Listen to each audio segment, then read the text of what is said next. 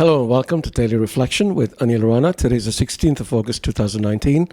We're going to reflect on Matthew 19, 3 to 12. Some Pharisees came to Jesus and to test him they asked, "Is it lawful for a man to divorce his wife for any cause?" And Jesus answered, "Have you not read that the one who made them at the beginning made them male and female, and said, 'For this reason a man shall leave his father and mother and be joined to his wife, and the two shall become one flesh. So they are no longer two, but one flesh. Therefore what God has joined together, let no one separate.' They said to him, 'Why then did Moses command us to give a certificate of dismissal and to divorce her?' He said to them, 'It is because you were so hard-hearted that Moses allowed you to divorce your wives, but from the beginning it was not so. And I say to you, whoever divorces his wife except for unchastity and marries another commits adultery.' His disciples said to him, 'If such is the case of a man with his wife, it is better not to marry.' But Jesus said to them, 'Not everyone can accept this teaching, but only to those whom it is given. For there are eunuchs who have been so from birth, and there are eunuchs who have been made eunuchs by others, and there are eunuchs who have made themselves eunuchs for the sake of the kingdom of heaven. Let anyone accept this who can.'" The gospel of the Lord. I had a couple who came to me for counseling a few years ago, and all they spoke about in the entire hour they spent with me was money.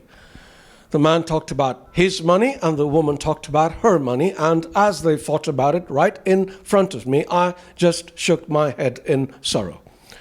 However, I obtained an important insight about the root cause of problems in marriages through this session. It wasn't money that was the issue. It was egotism. The married man and the married woman wanted to retain their individuality. And what's wrong with that, you might ask? For the believing Christian, there is a lot that is wrong. See, Jesus has always told us to die to the self.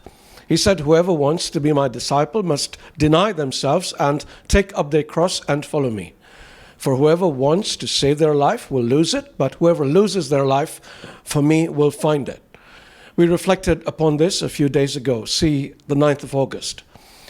To die to the self is not the death of self. Rather, it is to set aside our desire to satisfy our own needs and focus on satisfying the needs of God and of others. This expands our hearts so that we can become truly loving people in the likeness of Christ. For the married person, this becomes even more important because, as Scripture says, this is why a man leaves his father and mother and is united to his wife, and they become one flesh.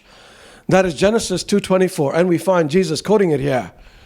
While one can interpret becoming one flesh as the physical union between couples, in a deeper sense, the two become a single entity, not just for that moment of sexual union, but for the rest of their lives.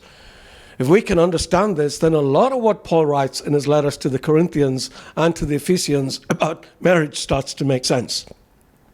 Those who are highly individualistic find his advice to submit to one another offensive and resented because they just want to do their own thing.